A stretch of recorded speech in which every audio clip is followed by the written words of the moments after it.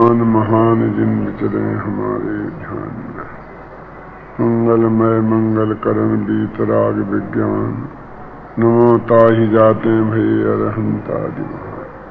मोक्ष मार्ग प्रकाशक चौथा अध्याय पृष्ठ नंबर 78 पर से चर्चा आरंभ करनी है। इसकी चर्चा अपन ने आरंभ की थी और 2 व्याख्यान सिद्ध चक्र मंडल विधान के अवसर पर हुए थे, इसलिए इसकी पूर्व पीठिका के रूप में वो व्याख्यान हुए थे। उनकी चर्चा मैं द्वारा यहां नहीं करूंगा, लेकिन एक बात अत्यंत महत्वपूर्ण है जो इसका की तरफ आपका ध्यान में आकर्षित अवश्य करना चाहूंगा। वो रिपीट भले ही होगी लेकिन समझने लायक है। तो पंडित टोडरमल जी साहब ने मोक्ष मार्ग प्रकाशक आरंभ करने के साथ ही सबसे पहले नमोकार मंत्र के माध्यम से पंच परमेष्टि को याद किया, और न केवल याद किया, नमस्कार किया, बल्कि उनके स्वरूप पर प्रकाश डाला। ऐसा बहुत कम ग्रंथों में देखने में मिलता है। भगवान को हम याद तो कर लेते हैं, लेकिन अरहंत क्या है, सिद्ध क्या है, आचार्य क्या है, उपाध्याय और सर्व साधु क्या है। और बाद में उन्होंने ग्रंथ रचने की प्रतिज्ञा की, तो उस प्रतिज्ञा में इस बात को प्रश्न उठाया कि मेरा यह ग्रंथ प्रमाणिक है, ये कैसे माना जाए। ग्रंथ की प्रमाणिकता की चर्चा की। वो आज के संदर्भ में हमारे लिए बहुत उपयोगी है। ज्योतिष भाई, किस अर्थ में कि उन्होंने ये नहीं कहा मुकुंद भाई कि मुझे आत्मा का अनुभव है, इसलिए मैं जो बात कह रहा हूं वो सारी प्रमाणिक है और तुम प्रमाणिक मानना, ऐसा नहीं कहा।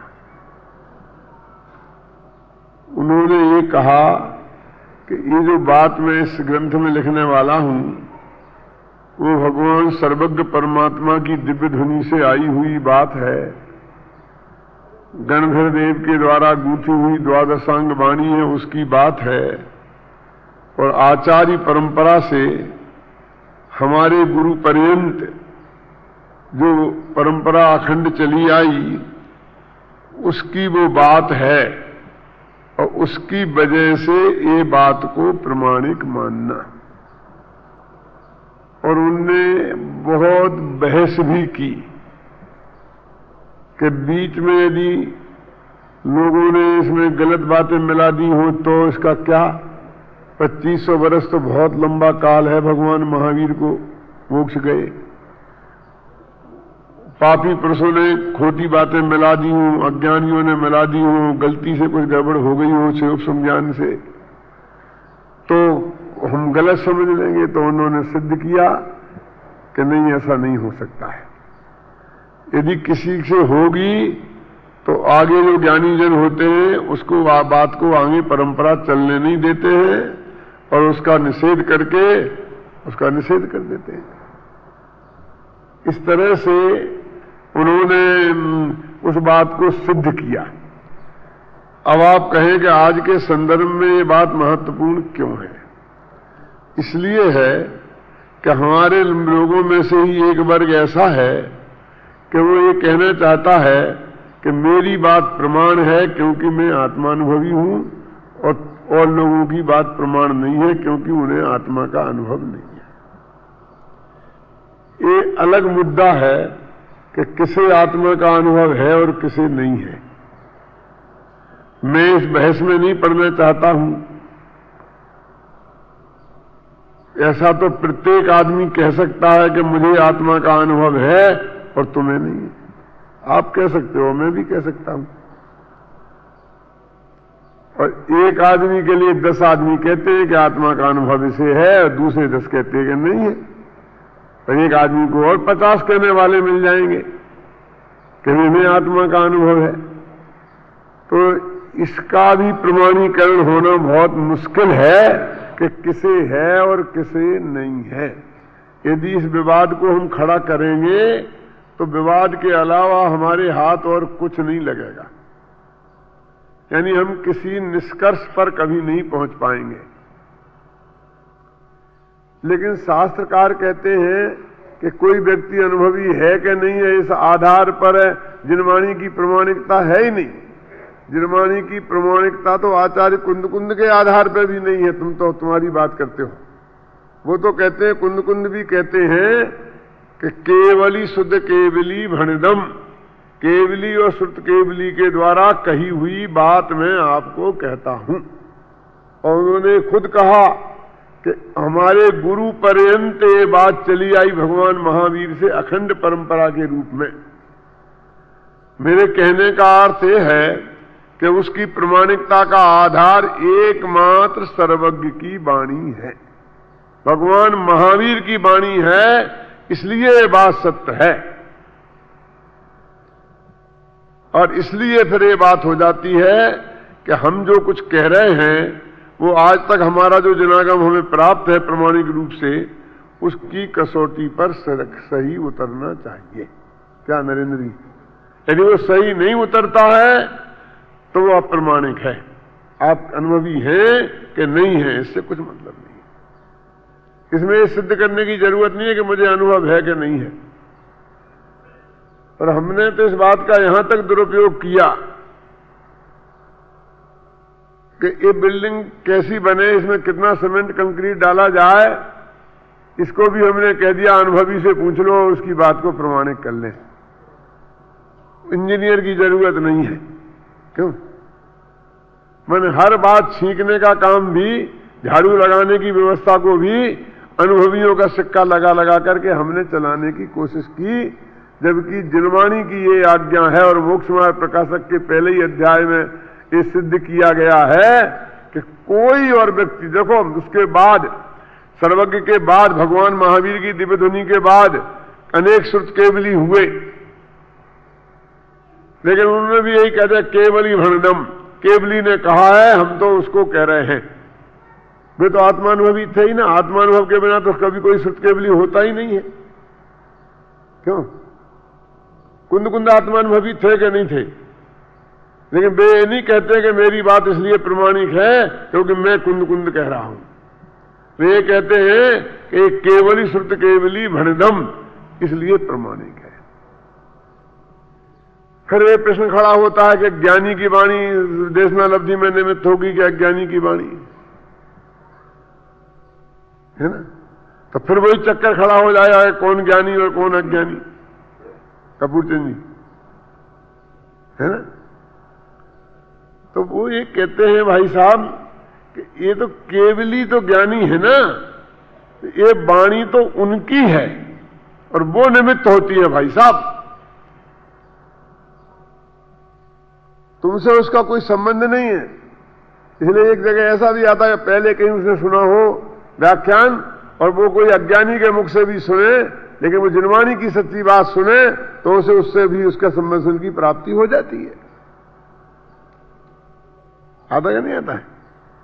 क्योंकि उसका आधार तो वो सर्वज्ञ की अनुसारणी है। कलश टीका में लिखा है कि ये वाणी सर्वज्ञ के अनुसारणी है, ज्ञान के अनुसार। यद्यपि जड़ है लेकिन सर्वज्ञ के ज्ञान के अनुसारणी है, इसलिए इसकी प्रमाणिकता है। ये अपने आप में ऐसा प्रकरण है कि जिसमें ये विवाद स्वतः ही समाप्त हो जाता है। यदि ये बात प्रमाणिक है कि अप्रमाणिक है, कभी इस पर झगड़ा हुआ तो उसकी अदालत की कसौटी, वो पुरानी जो आज तक की जिनवाणी है, कुंद से लेकर समझ लीजिए कांजी स्वामी तक की, तो वो जिनवाणी को ही आधार बनाया जा सकता है। कोई व्यक्ति ये कहे कि मेरे अनुभव में ऐसा देखा है और इसलिए मेरी बात प्रमाणिक मानो, तो ये नहीं माना जाएगा। उसके आधार पर ही ये डिसीजन होगा। कभी यदि मतभेद का मुद्दा सामने खड़ा हुआ, कोई भी किसी भी विषय में, तो उसका डिसीजन करने के लिए वो सर्वज्ञ की वाणी जो उपलब्ध जनागम है उसको ही प्रमाण मानना पड़ेगा। एक बात।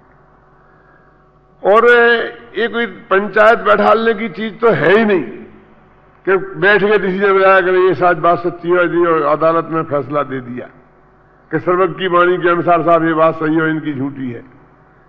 इन सब का फैसला प्रत्येक व्यक्ति को स्वयं करना होगा और उसका स्वयं का किया फैसला उसके काम आएगा। क्या मेरा फैसला आपके काम नहीं आएगा सोन भाई, और आपका फैसला मेरे काम नहीं आएगा पंडित, तुम सोच समझ के बता दो और हम तो आपकी बात मान लेंगे और काम हो जाएगा कि नहीं, ऐसा नहीं। यदि आपकी कसौटी ही गलत हो गई, कसौटी गलत हो गई माने कसौटी तो यह है कि सर्वज्ञ की वाणी के अनुसार वो बात होना चाहिए, और आपने मान लिया कि नहीं हम तो ज्ञानी की वाणी को प्रमाण मानते हैं, अनुभवी की वाणी को प्रमाण मानते हैं, इसलिए हम इसकी बात मानेंगे और आगम देगा तो आगम को रिजेक्ट कर देंगे, तो आपकी कसौटी ही गलत हो गई। इसलिए आप तो गारंटी से गलत निर्णय पर पहुंचने वाले हैं। ये बात ग्रंथ की प्रमाणिकता वाले प्रकरण में बहुत ही गंभीरता से पंडित टोडरमल जी ने सिद्ध की है,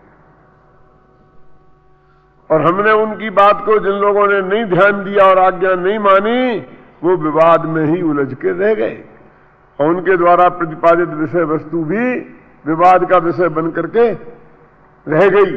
और टोडरमल जी ने जो कहा था कि यदि कोई आदमी फिर भी ऐसा चलाएगा तो अन्य ज्ञानी जन उसे चलने देंगे नहीं, इसलिए वो परंपरा नहीं चल पाएगी और वो परंपरा विच्छिन्न हो जाएगी और मूल परंपरा चलती रहेगी। और प्रमाणिकता का उनने आधार बनाया। इसलिए जो आगम के विशेषज्ञ हैं और आगम में जिन्होंने अपना जीवन खपाया है, एक तरह से पंडित टोडरमल जी ने उनके लिए एक जिम्मेवारी सौंपी कि तुम्हारी ये ड्यूटी है कि तुम किसी भयासा स्नेह और लोभ के बस से, लिखा था भय आशा स्नेह और लोभ, भय इस बात का भी हो सकता है कि मिशन टूट जाएगा, अकेला भय इसलिए कि हमें जान से मार देगा इसी का भय होता है कि साहब काय का भय है, इसका भी तो भय हो सकता है ना। मैं तो चुप हूं क्योंकि मेरा तो मिशन टूट जाएगा, नहीं तो दो टुकड़े हो जाएंगे। आशा भी हो सकती है कि आज नहीं ये कल सुधर जाएगा, लेकिन जब तक वो सुधरेगा तब तक कितने लोग गड्ढे में गिर जाएंगे, क्यों? इसकी क्या गारंटी है?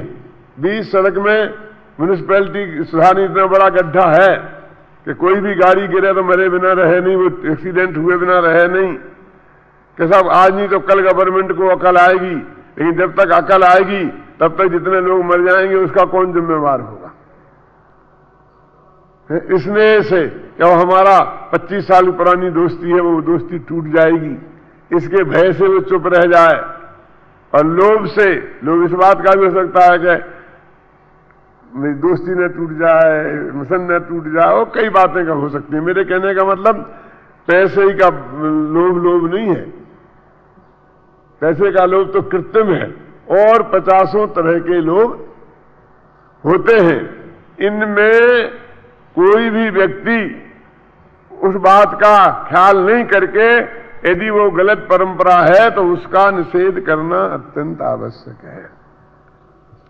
और प्रत्येक आदमी जब तक कसौटी कम से कम सही उसके ख्याल में आनी चाहिए, और इसलिए उन्होंने कह दिया प्रमाणिकता का आधार क्या है। और इसीलिए हमारे सब लेखकों ने बहुत बड़ी बात लिखने के बाद में भी यहां तक और हर जगह ये लिखा कि भाई चुक्किज छलम न घेतव्यम अक्षर मात्र पदस्थहीनम व्यंजन संधि विवर्जित रेपम, है ना, मम क्षंतव्यम मुझे माफ कर देना, सुधी सुधार पढ़ो सदा जो पावो भवकूल, सुधी लोग सुधार करके पढ़ें। ये सब बातें उन ज्ञानियों ने स्वयं डाली हैं कि जिससे वो परंपरा अविच्छिन्न रहे। टोडरमल जी साहब ने इस मोक्ष मार्ग प्रकाशक का एक अध्याय पूरा का पूरा इसके लिए समर्पित कर दिया, और 20 पेज में पंच परमेष्ठी का स्वरूप और ग्रंथ की प्रमाणिकता वक्ता श्रोता कैसा होना चाहिए, शास्त्र कैसा होना चाहिए पढ़ने लायक, उसकी चर्चा में ही एक अध्याय समाप्त कर दिया। फिर उन्होंने एक नई स्टाइल अपनाई जो पुराने जमाने में वैद्य लोग अपनाया करते थे। आज की पद्धति में बदल गई है। पहले वैद्य आता था और मरीज कहता था मेरे पेट में दर्द है, तो कहते चुप रहे, तुझे कहां क्या दर्द है तू मत बोल, मैं बताऊंगा। और उसकी नाड़ी हाथ में लेकर और नाड़ी देखकर बताता था कि तेरे सिर में दर्द है, पेट में दर्द है, सोते वक्त ऐसा हो जाता है, सुबह वोमिटिंग होती है, फिर ऐसा लगता है। वो सारी बातें वो वैद्य बोलता था। तो ऐसा क्यों करता था? इसलिए करता था कि उस मरीज को ये विश्वास पैदा हो जाए कि वैद्य ने नाड़ी देखकर मेरी बीमारी पहचान ली है, तो जरूर ये होशियार वैद्य है और ये जो दवाई देगा उससे मेरी बीमारी अवश्य ठीक हो जाएगी। क्योंकि दर्द कहां कहां और कैसा कैसा है ये वैद्य मरीज को बताए, उससे ज्यादा तो मरीज जानता है। क्योंकि मरीज तो अनुभवी है, वैद्य तो नाड़ी का अनुभवी है और वो दर्द का अनुभवी है, उसने दर्द को भोगा है, भोग रहा है। तो ये बताने की क्या जरूरत है? वो सिर्फ इसलिए बताया जाता कि तेरे को दर्द कहां कैसे किस कारण से हुआ, तो वो कहते पहले ये बताता कि तेरे दर्द क्या है, फिर ये बताता कि ये दर्द क्यों हुआ, कि तूने ये बदपरहेजी की। और जब उस पर वो कहता कि हाँ साहब आप सही कह रहे हैं 100%, तब ये कहते हैं कि अब हम तेरे को जो उपाय बताते हैं वो करेगा तो तू अवश्य सुखी हो जाएगा। तो वो श्रद्धा के साथ में उस उपाय को करता है। वो टोडरमल जी कहते हैं कि मैं पहले बताना चाहता हूं कि तुम्हें दुख क्या है।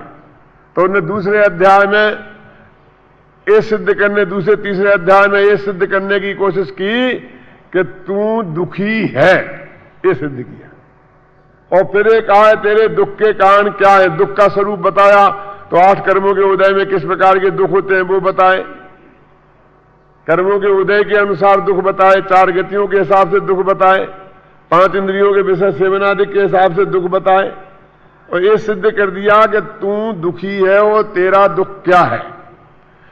अब चौथे अध्याय से जहां से अपन को बात शुरू करनी है आदमी जी, वो चौथे अध्याय से कह रहे हैं कि अब तुम्हें क्या बदपरहेजी तुमने की जिसकी वजह से ये दुख हुआ है। और उसका शास्त्रीय भाषा में मिथ्या दर्शन, मिथ्या ज्ञान और मिथ्या चारित्र का सेवन तुमने किया, ये बदपरहेजी की असली। और वो मिथ्या दर्शन, मिथ्या ज्ञान और मिथ्या चारित्र जिनको एक नाम से कहो तो मिथ्यात्व कहते हैं। ये बात मैं आपको बता दूं, ध्यान रखना, पूरे मोक्ष मार्ग प्रकाशक में जब पंडित टोडरमल जी मिथ्यात्व कहते हैं तो उसका अर्थ अकेला मिथ्या दर्शन नहीं होता है। मिथ्या दर्शन, मिथ्या ज्ञान और मिथ्या चारित्र होता है। और जब वे सम्यक्त्व कहते हैं तो उसका अर्थ अकेला सम्यक दर्शन नहीं होता है, उसका अर्थ सम्यक दर्शन, सम्यक ज्ञान और सम्यक चारित्र तीनों होते हैं। तो माने तो भाव होता है, भाववाची है। वो मिथ्या भाव माने मिथ्यात्व, सम्यक भाव माने सम्यक्त्व। इस भव तरु के मूल है जानहु मिथ्या भाव, मिथ्या भाव माने मिथ्यात्व। और नीचे भेद किए 3 किए, तो वो कहते हैं कि मिथ्यात्व, एक नाम बोलेंगे मिथ्यात्व। तो मिथ्यात्व 2 प्रकार का होता है, एक गृहीत और एक अगृहीत।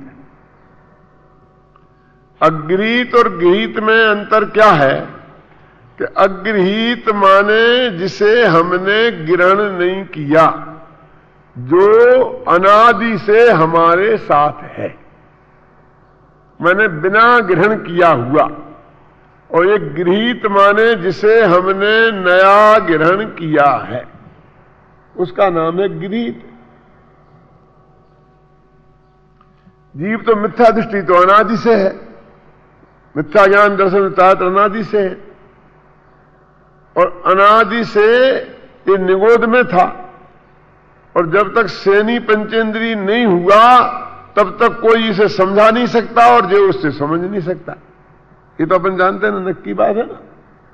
इसलिए जो अनादि से मिथ्यात्व है वो किसी कुगुरु कुदेव कुशास्त्र के निमित्त से नहीं है। अनादि में निमित्तपना की जरूरत नहीं है। निमित्त तो कर्म का उदय तो है ही, लेकिन बाह्य निमित्त की जरूरत नहीं है। क्या? इसलिए उसे बोलते हैं अगृहीत। और गृहीत होता है वो सेनी पंचेंद्री के ही होता है और मुख्य रूप से मनुष्य गति में ही होता है और मुख्य रूप से कर्म भूमि में ही होता है। मुख्य रूप से कह रहा हूं मैं, गौण रूप से एक आध जगह कोई केस मिल जाए आपको तो घबराना नहीं, इसलिए क्योंकि ये जो 6 दर्शन हैं, अनेक प्रकार के धर्म चल रहे हैं, ये स्वर्गों में नहीं चलते हैं, ये नरकों में भी नहीं चलते हैं। और जगह जगह वहां पर कोई मठ मंदिर भी नहीं बने हुए हैं जिनमें जाकर उपदेशक उनको भड़काते हो और उन्हें समझाएं कि देह ही आत्मा है, कि देह से भिन्न आत्मा है। न सम्यक दर्शन के निमित्त है, न मिथ्या दर्शन के निमित्त है। यदि वो आते हैं देव कहीं सम्यक दर्शन के निमित्त में, तीर्थंकरों के समूषण में यही आते हैं, यही उनको उपदेश मिलता है। वहां स्वर्गों में नहीं है ऐसी व्यवस्था। ख्याल में नरकों में तो होने का सवाल ही नहीं है। तुरंत गति में ही तो आप देख ही रहे हो कहां है, कौन किसे समझाता है और कौन किसे समझता है। अब कहते 4 निर्धारी मुनियों ने शेर की पर्याय में शेर को समझाया था, ऐसा छोड़ देना एक आध केस, ख्याल में आए ना। लेकिन आखिर वो मनुष्य नहीं तो समझाया, पशु ने पशु को तो नहीं समझाया। वैसे तो पशु भगवान के समोषण में भी जाते हैं। मेरे कहने का अर्थ यह है कि मुख्य रूप से मनुष्य गति में है और भोग भूमि में तो भोगों की प्रधानता है, वह कर्म की प्रधानता ही नहीं, तो धर्म कहां से आएगा। इसलिए एक कर्म भूमि का ही एक गृहीत मिथ्या दर्शन का सारा चक्कर है। 4थे अध्याय में अगृहीत मिथ्या दर्शन ज्ञान चारित्र का वर्णन है और 5वें अध्याय में और 6वें में और 7वें में 3 अध्यायों में गृहीत मिथ्या दर्शन का वर्णन है। 5वें अध्याय में उन गृहीत मिथ्या दृष्टियों का वर्णन है जो जिन्हें जैन दर्शन स्वीकार ही नहीं है। असली जैन दर्शन स्वीकार ही नहीं है, समझो दिगंबर धर्म स्वीकार ही नहीं है। 6वें अध्याय में कि जो दिगंबर हैं, अपने को दिगंबर मानते हैं, दिगंबर आचार्यों में श्रद्धा रखते हैं, फिर भी भूत प्रेत श्वेतपाल पद्मावती और न मालूम किस किस के चक्कर में उलझे, बिनतराधिक के चक्करों में उलझे हैं। ऐसे गृहीत मिथ्या दृष्टियों की चर्चा, देवी दहाड़ी के सब चक्कर में उलझे हैं, उनकी चर्चा उन्होंने 6वें अध्याय में और 7वें अध्याय में उन्होंने कहा कि जो इन सबसे दूर हैं और शास्त्राभ्यासी हैं और शास्त्र पढ़ करके भी और सुगुरुओं दिगंबर संतों के समागम में रहते हैं और फिर भी उल्टी सीधी बातों को समझ के और अपने उल्टी मान्यता का पुष्ट करते रहते हैं, ऐसे मिथ्या दृष्टियों का वर्णन 7वें अध्याय में किया। मैंने समझा पंडित, पंडित का मतलब कोई है कि प्रवचन करने वाला पंडित नहीं, कि शास्त्री नहीं, मैंने जैन धर्म के स्वाध्यायी है, फिर भी वो सम्यक दर्शन की नहीं प्राप्त किया, मिथ्यात्व की भूमिका में है और वो गृहीत मिथ्या दृष्टि है। मैंने ऐसी बातें मानते हैं जो उनने नई सीखी हैं, नई अनादि से नहीं थी, इसलिए वो गृहीत मिथ्या दृष्टि है। और ये बात मैंने अपने पंडित टोडरमल व्यक्तित्व कर्तृत्व में सिद्ध की है और सबसे पहले गुरुदेव श्री को फतेहपुर पंच कल्याणक में मैंने बताई थी, क्योंकि वहां पहले चर्चा यही चलती थी कि 7वां अध्याय अगृहीत मिथ्या दृष्टियों का है और 6वां अध्याय और 5वां अध्याय गृहीत मिथ्या दृष्टियों का है, क्योंकि ऐसा माना जाता था तब तक लगभग सभी लोगों को कि अगृहीत माने जैनियों का और गृहीत माने अजैनियों का। जो अपने को जैनी मानते हैं, वे अगीत मिथ्या दृष्टि है, और जो अपने को जैनी नहीं मानते हैं वे गीत मिथ्या दृष्टि है। ऐसी मान्यता, बंटवारा ऐसा था। तो गुरुदेव को बहुत आनंद हुआ, इतनी प्रसन्नता हुई कि उन्होंने अपने प्रवचनों में भी उसकी चर्चा की कि ये सही बात है, कि ये बंटवारा सही है। मैं आपको बोलता हूं, पहले ये चलता था, लेकिन इसमें टोडामल जी से ही सिद्ध किया, इनकी बातों से ही मैंने ये बात को सिद्ध किया कि अनादिकालीन जो मिथ्यात्व है, जिसमें देवशास्त्र गुरु का निमित्त नहीं है, वो गुरु को देवशास्त्र का निमित्त नहीं है। छेड़ाला में लिखा, हमारा ध्यान नहीं जाता है, लिखा ना, जे कुगुरु कुदेव कुधर्म सेव पूसे चिर दर्शन मोहे। जो चिर माने अनादिकाल का जो दर्शन मोह माने मिथ्यात्व है, उसको कुगुरु कुदेव कुशास्त्र के माध्यम से जो पुष्ट करता है, उसका नाम गृहीत मिथ्या दर्शन, मिथ्या ज्ञान, मिथ्याचारित। तो अनादिकालीन है और उसे पुष्ट करता है, और जो निसर्ग माने स्वभाव से ही, माने जन्म से ही देह में एकत्व बुद्धि है, वो अगीत मिथ्या दर्शन है। इसको कोई अगीत समझता ही नहीं था, इसको तो कोई मिथ्या दर्शन ही नहीं समझता था। शरीर तो अपना है ही, और बाल बच्चे भी अपने हैं ही, बस इन्हें छोड़ना है, ये तो सब मानते थे, ख्याल में है ना। इसमें कहा का मिथ्या दर्शन है। और देवी दिहाड़ी को पूजने गए और जैनेतर मंदिरों में चले गए तो गीत मिथ्या दृष्टि हो गए, और वहां नहीं गए क्या, और यहां पर क्षेत्रपाल पद्मावती को पूजने लग गए तो अगीत हो गए। ऐसा ऐसा बंटवारा चलता था क्या। तो हमने उस शिविर में, जो अगस्त वाला शिविर था, उसमें वो जैनियों वाले गीत मिथ्या दृष्टियों की 7 तत्वों की भूलों की चर्चा की थी, है याद आपको। और अभी वो अनादिकालीन 7 तत्वों की भूल कैसे हमसे हो रही है, उसकी चर्चा अपन 78 पेज में 4थे अध्याय में करने जा रहे हैं। इतना समय मैंने आपका इस बात में लिया कि हम कहां खड़े हैं। ये मोक्ष मार्ग प्रकाशक के 78 पेजों में हम आ गए, 78 में तो 77 पेजों में क्या है, आगे क्या है, और यहां हम कौन से स्टेशन पर खड़े हैं, इसकी चर्चा मैंने आपको की।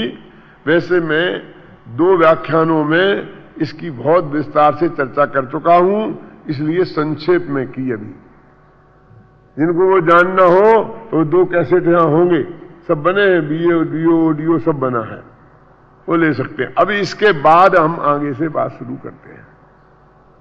बहुत मार्मिक हैं ये, कम से कम 2 पेज बहुत मार्मिक हैं, और ये 2 पेज में समझता हूं हो जाए अपने 10 दिन में तो बहुत अच्छा है, हो जाएंगे। यहां कोई प्रश्न पूछे कि प्रयोजनभूत और अप्रयोजनभूत पदार्थ कौन है, ये प्रश्न कैसे आ गया कि पीछे आचार्य देव ने ये कहा था, पंडित जी ने ये कहा था कि हमको प्रयोजनभूत तत्वों के बारे में सही जानना चाहिए, और अनादिकाल से प्रयोजनभूत 7 तत्वों के बारे में हमारी भूल रही है। ख्याल में आए ना। तो उन्होंने कहा कि प्रयोजनभूत तत्व क्या है। मुद्दा क्या उठाया था इनने, पंडित जी ने, कि भाई जाने बिना सिद्धांत सच्चा कैसे होगा, जानना तो पड़ेगा। तो क्या जाने और क्या नहीं जाने, जानने को तो लोकालोक पड़ा है, और हम कितना जान सकते हैं। यदि जाने बिना तत्व का निर्णय सही नहीं होगा, सम्मा दर्शन नहीं होगा, तो पहले केवल ज्ञान होगा, फिर सम्मा दर्शन होगा तुम्हारा। तो उन्होंने कहा था, भाई साहब घबराओ मत, उस सारी दुनिया को जानने की बात नहीं है। तो किसे जानने की बात है संजीव? तो ऐसा नहीं कहा कि आत्मा को जानने की बात है, ये बताना चाहता हूं मैं आपको। हम सब इसी लाइन वाले बैठे ना, सारी दुनिया को नहीं जानना है, अकेले अपने आत्मा को जानना है। पंडित जी नहीं कहते हैं, पंडित जी कहते हैं कि प्रयोजनभूत तत्वों को जानना है। जीवादि प्रयोजनभूत तत्व सर्वधैतन माही विपर्यत, इसका नाम मिथ्यात्व है। तो जानना है तो समझने के लिए प्रयोजनभूत 7 तत्वों को जानना है मनोहर लाल जी। घी की दुकान करनी है ना, तो काय का ज्ञान चाहिए? कपड़े का, सोने चांदी का, इतिहास का, भूगोल का? कि नहीं साहब, इसकी क्या जरूरत है? और घी की दुकान करने के लिए घी का दुकान ज्ञान चाहिए। ठीक है ना मानिक चंद जी? कि नहीं, ठीक नहीं है। कपड़े का तो नहीं चाहिए, सोने चांदी का भी नहीं चाहिए, जवाहरात का भी नहीं चाहिए, इतिहास भूगोल का भी नहीं चाहिए, लेकिन घी का ज्ञान चाहिए। और जिन्हें धोखे से घी समझा जा सकता है उन पदार्थों का ज्ञान भी चाहिए। अन्यथा हम घी को के नाम पर न मालूम क्या बेचते रहेंगे, डालडा बेचते रहेंगे।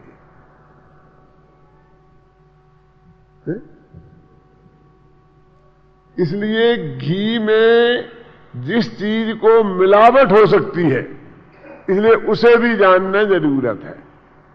तो घी का ज्ञान होना चाहिए और जो पदार्थ बे है उन दोनों का ज्ञान होना चाहिए, दोनों के अंतर का ज्ञान होना चाहिए। तो ऐसे ही कहते हैं कि आत्मा का अकेले से ज्ञान नहीं चलेगा। अनादिकाल से जिसे तुमने आत्मा समझ रखा है कि ये मैं हूं, मैं माने आत्मा, ये समझ रखा ना देह मैं हूं, तो उसे भी जानना पड़ेगा। तो अकेले आत्मा की बात कहां रह गई? और ऐसा लिखा ना, आत्म अनात्म के ज्ञानहीन जे जे करनी तन करण छीन। आत्मा और अनात्मा के ज्ञान से जो रहते हैं वे कुछ भी क्रिया करें, उनसे शरीर की तो सूखेगा, कर्म सूखने वाले नहीं है, को छीण करेंगे। तो हम 10 उपवास करेंगे परिश्रम में आत्मा फात्मा को बिना समझ जाने, तो हमें कोई लाभ नहीं होगा। कोई कर क्यों नहीं होगा? जरूर होगा। कि क्या लाभ होगा? कि तुम्हारा 5 किलो वजन कम हो जाएगा। कि मैं थोड़ी कह रहा हूं, दौलतराम जी कह रहे हैं कि जे जे करनी तन करण छीन, वो तन को छीन करेगी। और आज के जमाने में तो ये भी बहुत बड़ा लाभ है। आज के जमाने में तो वजन कम हो जाए, ये भी बहुत बड़ा लाभ है। तो वो ये कह रहे हैं, क्यों? काय से? मेरा वजन यहां पर उससे नहीं है, मेरा वजन इस बात पर है कि आत्म अनात्म के, आत्मा और अनात्मा, आत्मा क्या है और आत्मा क्या नहीं है, ये 2 बातें जाननी पड़ेगी। वास्तव में ये आत्मा को ही अस्ति और नास्ति से जानना है। अजीब माने आत्मा ही नास्ति से जाना, अजीब को जाना माने आत्मा को ही नास्ति से जाना, उसका नाम है अजीब का जानना। और आत्मा तो द्रव्यगुण पर्याय वाले आत्मा को भी आत्मा बोलते हैं ना। मैं सुबह के प्रवचन में इसकी विस्तार से चर्चा करूंगा। तो कहते द्रव्यगुण पर्याय वाले आत्मा में से भी फिर रागादिक है, उनको भी जानना जरूरी है। भले ही अपनापन स्थापित करने के लिए नहीं, लेकिन मैं नहीं हूं इसके लिए तो जानना है। तो उनका अभाव हो इसके लिए तो जानना है, माने उन्हें भी जानना पड़े। जानने के घेरे में वे भी हैं, अपनापन स्थापित करने के घेरे में नहीं है। अभी सर्वज्ञ भगवान की बात नहीं हो रही, ये बात हो रही कि तुम्हें आत्मा का कल्याण करना है तो जानना अवश्य पड़ेगा। और क्या जानना पड़ेगा, कितना कोर्स है, उस कोर्स की बात चल रही है। वैसे अपन ने कोर्स वहां भी बताया था 7वें अध्याय में, याद है? वहां लिखा देव सास गुरु संवेदन सम्य ज्ञान सम्य चारित्र मोक्ष मार्ग लिखा था। क्या क्या था? अपना और पराया, क्या हे उपादेय है, वो सब इस तरह से 7 तत्व ही आ गए थे कि इनका जानना आपको जरूरी होगा। उन्हें भी जानना पड़ेगा। और सम्मा दर्शन ज्ञान चारित्र जिनके होने पर ये रागादिक जाएंगे, उन्हें भी जानना पड़ेगा। और इनके जाने पर जो हालत होगी मोक्ष दशा, उसे भी जानना पड़ेगा। माने 7 बातें जिसे हम प्रयोजनभूत तत्व कहते हैं वो जानना पड़ेंगे। उसके जाने बिना आत्मा का कल्याण नहीं होगा। तो उसका क्या था प्रश्न कि जानने को तो सारी दुनिया है, क्या जाने और क्या ना जाने। तो उसके लिए ये कह दिया क्या कि इतना कोर्स है बस तेरा,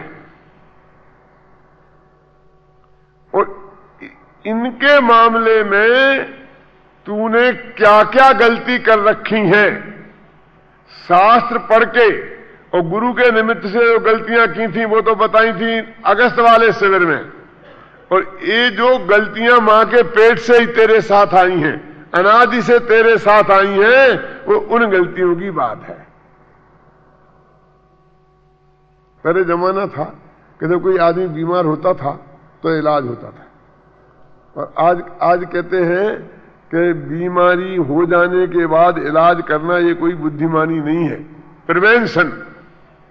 पहले से बीमारी होए ही नहीं इसका इंतजाम करना ये वास्तव में इलाज है। क्यों डॉक्टर साहब? इसे बच्चा पैदा नहीं होता है और एक पुस्तिका पकड़ा दी जाती है, उसमें लिखा हो जाता है इस महीने में ये टीका लगवाना, इस महीने में ये टीका लगवाना, और मेरे ख्याल से साल भर का होता जाता तो 150 टीके लग जाते हैं। क्यों? कैसे तो कोई बीमारी कुछ नहीं है, लेकिन कोई बीमारी चेचक नहीं हो, फलाना नहीं हो, फलाना नहीं हो, फलाना नहीं हो, इन सब के टीके लगते कि नहीं लगते? Prevention prevention prevention. इतने जो इलाज करना है, इतनी बीमारी तो वो मां के पेट से लेके पैदा हुआ, ऐसा समझ लो आप। और वे कहते डॉक्टर ना हम क्या करें, कि आपका पैतृक है, आपके बाप दादे हुए थे, उनको हार्ट अटैक हुआ था, उनको हुआ था, ये तो वहां से आया है, हम क्या करें? तेरे जीन में पड़ा हुआ है ये।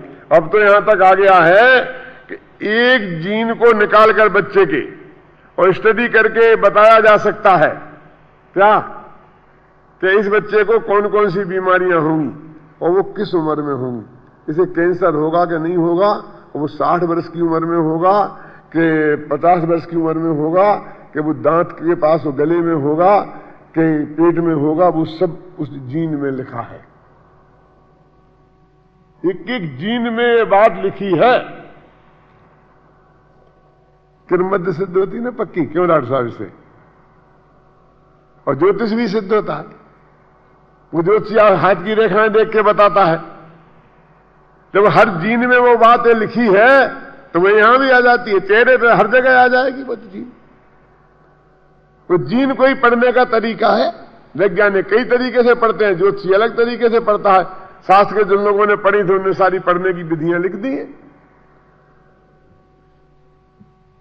तो यहां ये कह रहे हैं कि अनादिकाल से जो तुम्हारा मिथ्यात्व है वो पंडित टोडामल जी कहते हैं हमने पढ़ लिया है और लगभग सबके एक सा है। और ऐसा मैं कहता हूं कि वो ताकत अकेले टोडामल जी में नहीं, डॉक्टरों में ही नहीं, आप में भी है।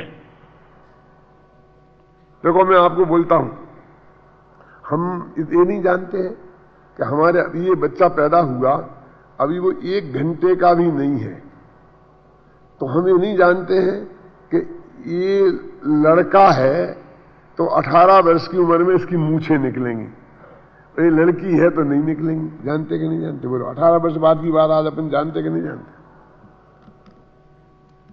क्यों बोलो? अपन भी पढ़ना जानते हैं, ऐसा नहीं है, अपन मूर्ख नहीं है।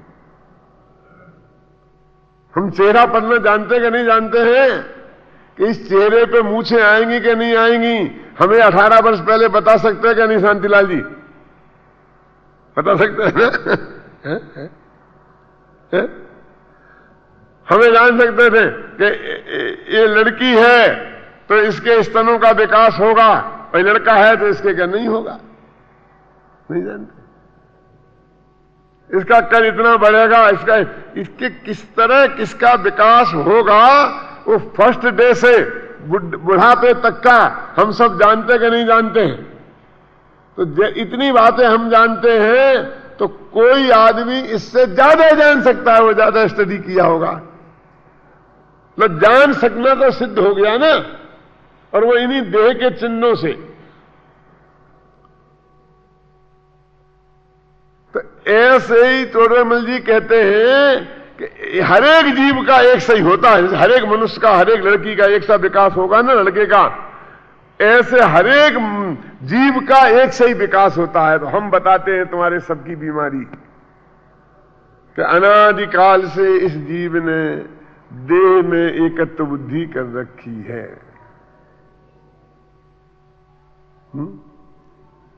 और फिर बहुत बहस की है कि साहब एक इंद्री ने बेचारा क्या समझता है, वो तो कुछ समझते ही नहीं है। एक इंद्री वो क्या ही देह में एकत्व बुद्धि करेगा? वो ये मानेगा कि मैं गोरा हूं, मैं काला हूं, क्यों मेरा इतना किलो वजन है? उन्हें तो कभी कभी मशीन पर चढ़ के ही नहीं देखा कि मेरा वजन कितना है। तो इसमें देखो, आप देखो पेज नंबर 79 है ना,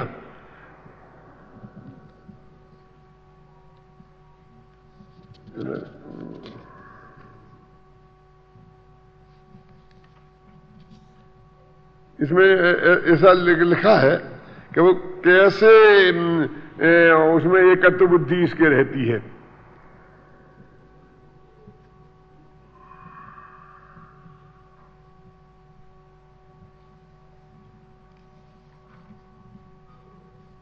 ये पेज नंबर 81 पर है। अब नीचे देखो, अधिक क्या कहें जिस तिस प्रकार से अपने को और शरीर को एक ही मानता है। कौन? एक इंद्री। तो कहते इंद्रियादिक के नाम तो यहां कहे हैं, परंतु इसे तो कुछ गम्य नहीं है। अचेत हुआ पर्याय में अहम बुद्धि धारण करता है। उसका कारण क्या है वह बतलाते हैं। वो एक इंद्री पेड़ है, पृथ्वी है, जल है, अब वो कैसे मानता होगा कि ये मैं हूं? वो तो बिल्कुल एक इंद्रिया जड़ अपन समझते, वो तो समझते ही नहीं कुछ। तो उन्होंने सिद्ध किया यहां पर कि वो कैसे मानता है। इसका मैं जब यहां तक आएंगे तो उसका व्याख्यान मैं तभी करूंगा, अभी नहीं। लेकिन उन्होंने सिद्ध किया कि जैसा मिथ्या देह में एकत्व बुद्धि आपकी और हमारी है, ऐसी एकत्व बुद्धि अनादिकाल से निगोदिया के भी है। पहले तो सबसे बड़ी बात है, कहते हैं देखो पेज नंबर 78 पर दूसरा पैरा अपन पढ़ते हैं कि प्रथम तो दुख दूर करने में आपा पर का ज्ञान अवश्य होना चाहिए। ये प्रयोजनभूत बातें क्या हैं? वो कहते हैं मुक्ति के मार्ग में जानना है। उन्होंने ऐसा नहीं कहा बालचंद जी कि 7 तत्व, क्योंकि सीधी तो वो 7 तत्व तो किसी की समझ में नहीं आते ना, शास्त्रीय भाषा हो जाती है। उन्होंने बिल्कुल लौकिक भाषा को रखने की कोशिश की। इसका मालूम क्या है? ये आपा पर का जो अनुवाद कर दिया था, अपना और पराया ऐसा कर दिया था। लेकिन जब मैंने इसे संपादित किया तो इसको फिर पलट के मूल में आपा पर शब्द था, बोई का बोई रखा। अब फर्क क्या आ गया दोनों में?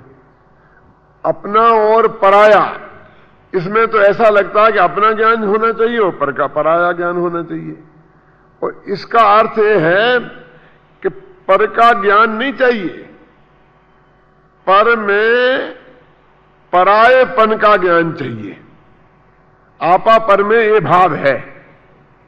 आपा माने आत्मा नहीं, आपा माने ये मैं हूं ऐसा जानने पूर्वक आत्मा का जानना। और ये मैं नहीं हूं बस इतना जानना, ये पर का जानना। ये पर क्या है ये जानने की जरूरत नहीं है। क्या? जैसे देह पर है और आत्मा निज है, तो आत्मा को जाना और ये मैं हूं ये जानना चाहिए साथ में। और देह मैं नहीं हूं तो देह क्या है, कितने खून से बनी है, कितना मांस है, कितनी हड्डियां हैं, कैसी हैं, ये सब डिटेल जानने की जरूरत नहीं है। उसको तो सिर्फ इतना जानना है कि ये मैं नहीं हूं। यानी इससे अपना काम बहुत हल्का हो जाता है ना। अपने बच्चे को खोजने निकले तो 10-20 बच्चों को देखा, तो अपने बच्चे को पहचानना है कि ये मेरा बच्चा है और उसे घर पर लाना भी है।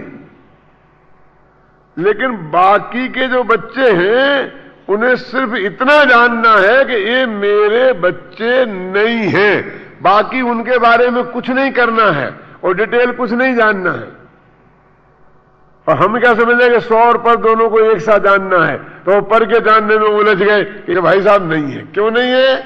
कि अजीब के अजीबत्व का ज्ञान होना वो अजीब तत्व का ज्ञान है। तो आप तो उसे जीव मान रहे, उसे तो बायोलॉजी बोल रहे, जीव विज्ञान नाम को मान रहे, उसको तो जीव मान के स्टडी कर रहे हो, तो उसे अजीब तो माना ही नहीं, तो असली बात तो जानी ही नहीं, और बाकी मुफ्त की डिटेल जान रहे हो, क्या लेना देना है। ठीक है ना कपूर चंद जी, कि उसका अजीबत्व जानना चाहिए। सेठी जी, ये जीव नहीं है, बस इतना खत्म। और असली बात तो यहां तक है कि ऐसा जानकर तत्काल वहां से हटना चाहिए। और इसको फिर मैं वो अपना पुराने उदाहरण पे ले जाता हूं थोड़ा, कि ये मेरी पत्नी नहीं है। अपनी पत्नी के खोजने के लिए किसी महिला को देखे तो पाप नहीं है, लेकिन ये पता लगते ही कि ये मेरी पत्नी नहीं है तो 1 सेकंड में उपयोग वहां से हट जाना चाहिए और आगे बढ़ना चाहिए। और वो कहे कि नहीं नहीं मेरी पत्नी तो नहीं है, लेकिन है तो सुंदर, जरा बात करके देख ले किसकी है, कौन है, कहां की है, क्या है। मैं कहा मर गया। उसका नाम अजीब का जानना नहीं है, उसका नाम तो अजीब में रमना है, वो तो आसर तत्व है। वो बच्चे से मैं पत्नी पर इसलिए लाया हूं, आपको समझ में आया कि नहीं है? क्योंकि दूसरे के बच्चे में इतना रस नहीं हो सकता है कि कौन का है, किसका है, मैं जानने की कोशिश करूं, सुंदर है कि खूबसूरत है कि नालायक है। लेकिन ये इसमें हो सकता है ना ऐसा विकल्प, फिर वो माफ नहीं होगा। वो ये कहे कि क्यों यहां को देख रहा है तुम, और तुम की तरफ क्यों देखता है, कहे मैं अपनी पत्नी को खोज रहा हूं, ये नहीं चलेगा। क्यों? वो ये पता लगते ही कि ये मेरी पत्नी नहीं है, उसका उपयोग, प्रवृत्ति, वृत्ति सब वहां से हटना चाहिए, है ना।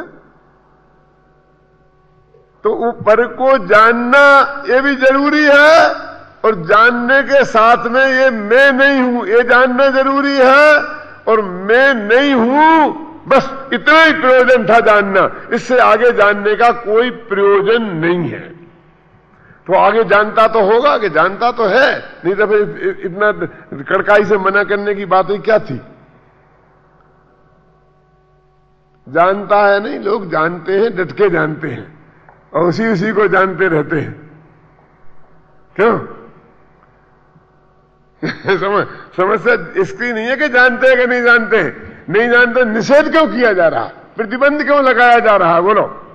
प्रतिबंध इसलिए लगाया जा रहा है कि जीव की ऐसी वृत्ति है कि जिसे जाना उसमें जम जाता है, जहां मिली दो वहीं रहे सो, बस आराम से क्या करना है? जिसे जानने जाते हैं वही जानने जानने लग जाते हैं, उसी को देखने लग जाते हैं, उसी में जम जाते हैं, उसी में रम जाते हैं। हो जाता है कि नहीं हो जाता है? तो कहते हैं कि जीव को जानना और जीव के साथ जिसे धोखे से जीव समझा जा सकता है उसे भी जानना, माने उसका नाम है अजीब को जानना।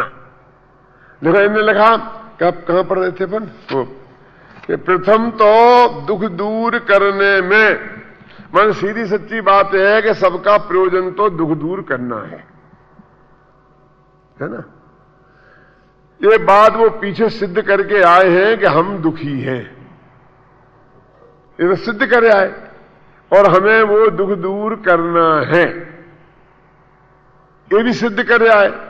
तो वे कहते हैं उस दुख को दूर करने में सबसे पहले जिसका दुख दूर करना है उसे जानना चाहिए कि नहीं? उस आत्मा को जानना चाहिए। मन आपा और पर, माने निज और पर, और अपने में अपनापन और पराये में परायापन, इतना जानना अवश्य, इतना लिखा ना, का ज्ञान अवश्य होना चाहिए। ये तो अनिवार्य कोर्स है कि इतनी जानकारी उसे अवश्य होनी चाहिए। क्या क्या कितनी सी जानकारी हुई? आपा पर की माने मैं क्या हूं और पर क्या है, यानी ये मैं हूं और ये पर है, ये मुझसे भिन्न है, इतनी जानकारी अवश्य होना चाहिए।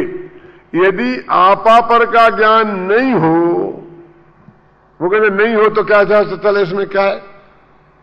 लोगों का एक बड़ा विचित्र तर्क चलता है कि ये दवाई का उदाहरण देते हैं कि हम दवाई के बारे में जाने और दवाई खाएं तो आराम करेगी, और नहीं जाने और दवाई खाएं तो आराम नहीं करेगी। ये बच्चे जो है सिर दर्द की दवाई खाना तो उनका सिर दर्द दूर नहीं होगा, वो नहीं जानते हैं। तो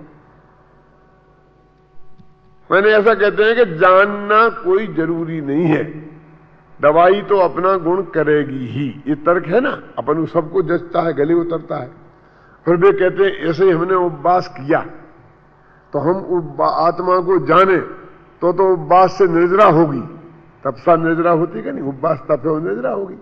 और हम नहीं जाने और उपवास करें तो निद्रा नहीं होगी। कैसे माने हम? वो गोली है वो काम करेगी ना, उपवास नाम की गोली को काम करना चाहिए। मैंने आत्मा को जानने वाले के भी निद्रा होनी चाहिए और आत्मा को नहीं जाने उसके भी निद्रा होनी चाहिए। कपूर चंद जी, ये तर्क है।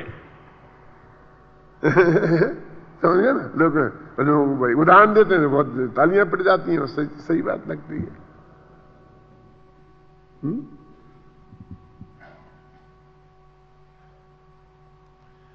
अब यहां कह रहे कि ऐसा है नहीं। अब क्या है कि हमने खाना नहीं खाया, उसका नाम उपवास। अगर हमने नहीं जाना तो भी नहीं खाया नहीं। अब वो कहते खाना नहीं खाने से जो आत्मा को जानते हैं उनके भी निद्रा नहीं होती है। असली बात तो यह है, क्यों उसके निद्रा होती है उपवास के काल में, लेकिन वो खाना नहीं खाने के कारण नहीं होती है, वो तो आत्मा के अनुभव के कारण होती है। और तेरे को आत्मा का अनुभव नहीं होगा इसलिए तेरे को नहीं होगी। और वो लगता है उसने भी नहीं खाया, मैंने भी नहीं खाया, उसे तो निद्रा नहीं हुई हो, मेरे को निद्रा नहीं हुई हो, तुम्हें निद्रा भाई ये कैसे माने? तो उसे वो अन्याय लगता है। पूरमचंद जी साहब, अन्याय क्यों लगता है कि दो ही भूखे रहे और एक को तो निद्रा हुई और एक को निद्रा नहीं हुई। और न्याय क्या है कि वो भूखे रहने के कारण दोनों को ही निद्रा नहीं हुई। समझे ना? भूखे रहने के कारण दोनों को ही निद्रा नहीं हुई। निद्रा तो हुई है काय के कारण? वो जो अंदर वो उपयोग था। देखो मैं आपको उदाहरण देता हूं, बहुत मालूम है कि मेरे करीब 30-35 साल पहले का अनुभव है कि जब मैं निकला था, 20-25 वर्ष का था, तो अच्छा व्याख्यान देता था। और मैं तो कम से कम ये समझता था मैं बहुत बढ़िया व्याख्यान देता हूं। और ये मेरा धर्म के दर्शन वगैरह के व्याख्यान जो आजकल आप सुनते हैं, तब भी मैं बिल्कुल हूबहू ऐसा ही देता था, मुझे याद है। ख्याल में आया ना? तो वो बढ़िया ही था ना। और अभी मान लीजिए कि और बुजुर्ग खेमचंद भाई आया और मैं आया, 2 जने गए, बाबू भाई और मैं गए आए। अब भी मेरा व्याख्यान हुआ तो मैं समझता था कि खेमचंद भाई के व्याख्यान से बहुत ही बढ़िया था। समझ में आए ना आपके? लेकिन बस बाद में जब धन्यवाद दिया जाएगा, प्रशंसा की जाएगी, तो खेमचंद भाई माला है, खेमचंद भाई को पढ़ेंगे, अपने ऐसे ही बैठे रहते, कोई नाम ही नहीं लेता। क्या समाज समझती नहीं। एक दफा तो ऐसी घटना घटी, आप आश्चर्य होगा। ये मैं विद्यार्थियों को बताता हूं, ये सीखने की बात है तुम्हारे लिए बहुत मरम की, कि एक गुना में था और शाम को पब्लिक मीटिंग होती थी और बिल्कुल जैन अजैन बहुत ऐसे आते थे और खेमचंद भाई भी अपने बोल लेके बैठ जाते थे। कौन? पंच सकार के स्वभाव, स्वभाव के साधन और सिद्धत्व, मुझे सब याद है पूरे के पूरे अभी भी। तो ऐसा सन्नाटा छाए कि बिल्कुल किसी की समझ में एक अक्षर नहीं आए। तो वहां के जो कार्यकर्ता थे घबरा करके मेरे पास आए कि साहब बहुत मामला गड़बड़ हो रहा है, अभी क्या करें क्या करें क्या करें। और वो ठीक है, उनका आधा घंटा हो जाता है, फिर आपको व्याख्यान करके बैठना पड़ेगा। मेरे को उन्हें भरोसा था, मैं उनको व्याख्यान करता था रोजीना, तो वो जानते थे ये सब कार्यकर्ता मेरे को। तो यार ऐसे तो अच्छा, ये बात तो सही नहीं है, मेरे को आपको आध घंटे का भी नोटिस नहीं दिया और आप बोलते हो कि आपको तत्काल करो, ऐसा थोड़ी मैं ऐसे कर सकता हूं। नहीं साहब, हमें आप पर भरोसा है, हमें बहुत मना है। बेचारे बैठ गया मैं और मैंने समा बांधा दिया, जाग गई पूरी, धमाधम खालियां बज गई। मतलब एकदम ऐसा हो गया समाज में देख करके। और फिर भी धन्यवाद तो उन्हीं को क्या। तो मेरे समझ में ये क्या हो रहा है, ये क्या हो रहा है। फिर धीरे धीरे मेरी समझ में आया कि कोई जो सम्मान होता है कि धन्यवाद दिया जाता है, वो तत्काल जो आध घंटे में 5 मिनट में आपने कुछ किया है वो उसका नहीं है, वो उसके सारे जीवन की तपश्चर्या का है। जो सारा जीवन उसने, उसका वर्क है, जो उसने काम किया है, जो उसने योग्यता अर्जित की है, वो 5 मिनट का तुमने रटा करके बोल के कमाल पैदा कर दिया है, वो उसका कमाल नहीं है, वो उसका है सम्मान। ख्याल में है ना बालचंद जी? अभी ऐसा हो सकता है मेरे से बढ़िया व्याख्यान अभी मेरा विद्यार्थी बैठ जाए और उसका जब हो जाए बढ़िया, अरे आप धन्यवाद मेरे को ही देंगे, तो वो समझता है ये क्या हो रहा, दादा को नाम ले रहे हो, मेरा तो बढ़िया व्याख्यान हुआ दादा से। ऐसा बहुतों को हो सकता है, मेरे को हुई थी ना ये बीमारी इसलिए मैं बताता हूं कि मेरे अनुभव से लाभ उठाओ। होना तो वही है जो होना है। तो भाई मेरे को जो धन्यवाद दिया जा रहा है, ये आध घंटे के व्याख्यान से नहीं दिया जा रहा है। पिछले जो 40 वर्ष की कमाई है, मेरे जो 6000 पेज लिखे हैं, 8000 पेज का संपादन किया है, क्यों 40 लाख प्रतियां लोगों के हाथ में पहुंच गई हैं, जिनको मैंने पढ़ाया है, पढ़ा जो कुछ भी मेरा 40 वर्ष में मैंने किया है वो उसका है। वो ये 2 मिनट जो 2 वाक्य बोले जा रहे हैं, जो मुकुंद भाई खड़े होकर 2 वाक्य बोल रहे हैं, वो कोई 2 मिनट के व्याख्यान पे नहीं बोल रहे हैं। 2 मिनट के व्याख्यान से खुश होते तो मेरे को एक झुंझुना पुरस्कार में पकड़ा देते और ऊपर बैठ जाते गद्दी पर, और मैं आगे हाथ जोड़ के सामने खड़ा होता और उनके पैर पड़ता और एक झुंझुना पकड़ा देते मुझे पुरस्कार के नाम पर। नहीं आया समझ में क्या?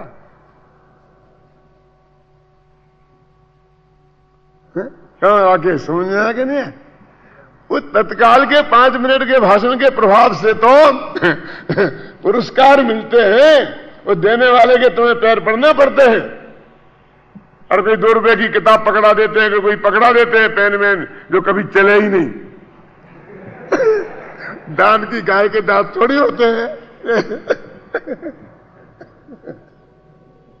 रद्दी सद्दी पेन उठा लाते हैं जिसे नहीं बिकते हो और पकड़ा देते हैं इनको।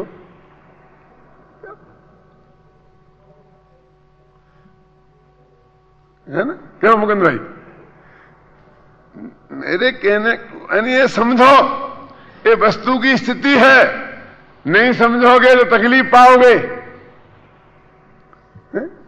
ये समझना पड़ेगा कि वस्तु की स्थिति क्या है, वो समग्रता का है।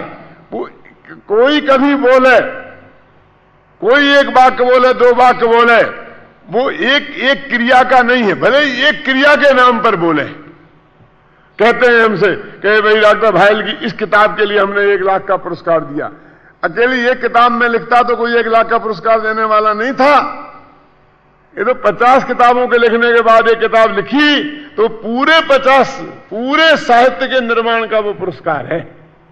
इसलिए आजकल वो पद्धति निकल गई कि एक किताब को पुरस्कृत करने की, अब आजकल यही पद्धति शुरू हो गई क्या, तो उसके समग्र जीवन को पुरस्कृत किया जा रहा है। ख्याल में आ गए? तो ऐसे ही यहां कहते हैं कि वो जीव अजीव को जानना है, वो प्रयोजन सिद्ध कर रहे हैं। वो क्या कर रहा है कि जीव को कैसा जानना, अजीब को कैसा जानना, आश्रम को कैसा जानना, तो वो जानना क्यों प्रयोजन भूत है, और टोडरमल जी ये सिद्ध करके पहले ये सिद्ध करेंगे और बाद में बताएंगे कि एक इंद्रिय में इसकी गलती किस तरह की गलती पड़ी है अनादि से, और वो गलती कैसे मिटे, ये बीमारी। तो ये चौथा अध्याय है, ये 7वें अध्याय से बहुत बारीक है। एक बहन अभी बोलती थी मेरे से बाहर चर्चा करते हुए कि वो 7वां अध्याय तो बहुत कठिन पड़ता, हमारी समझ में नहीं आता। ये चौथा अध्याय 7वें से ज्यादा कठिन है, लेकिन वो ये जो उसकी गहराई समझे तो नहीं समझा, ऊपर ऊपर समझ रहे तो नहीं समझ में आए, क्योंकि तो अगीत मिथ्यात्व है।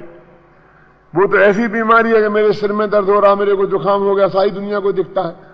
और एक अंदर पेट के अंदर गांठ पड़ गई, उसमें कैंसर हो गया है, उसकी जांच के लिए कितनी अंदर की प्रोसीजर है, दोनों फर्क है ना। ये अगीत मिथ्यात्व तो पेट के अंदर की कैंसर की जांच की बात है, और वो जुकाम की बात है, जो सारी दुनिया को छींची करते तो दिखता है कि जुकाम हो गया, जुकाम हो गया, जुकाम हो गया। उसमें कौन से एक्सरा खिंचवाना है? करवाते हो डॉक्टर साहब आप? जुकाम वाले का एक्सरा करवाते हो? तो कौन सी बीमारी है पता तो लगाएं। क्या लगाना है, वो तो दिख रही है ना दुनिया को, छींची कर रहा है, वो 3 दिन में अपने आप ही खत्म हो जाती है, उसे कोई इलाज की भी जरूरत नहीं है।